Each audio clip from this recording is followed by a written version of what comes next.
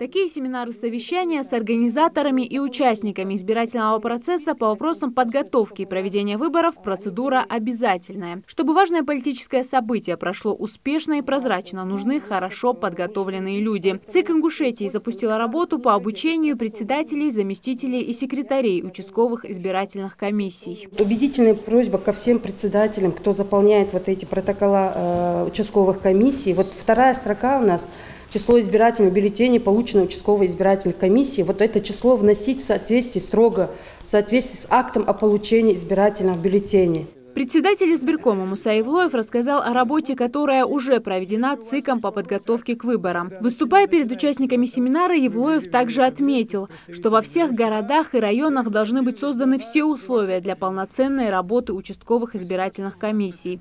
В марте 2018 года в Ингушетии откроются 137 избирательных участков. Кроме них, к выборам президента страны в регионе готовятся еще 9 территориальных комиссий. Отработайте все эти вопросы, прямо вот кто будет чем заниматься, у кого будут списки, чтобы не было такого, что мы разбираемся, кто будет у нас чем заниматься.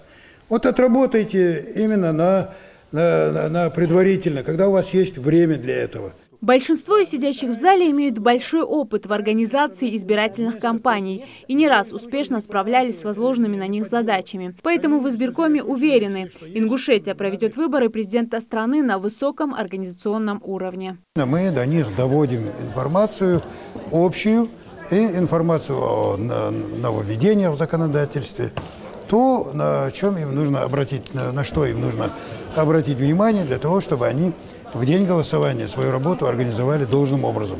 Работа со списками избирателей, порядок составления протоколов об итогах голосования, погашение бюллетеней и не только. Участники семинара рассмотрели целый ряд вопросов, решением которых должны заниматься уже сейчас. Зарема Евлоева, Майрбек Миржоев, Новости 24.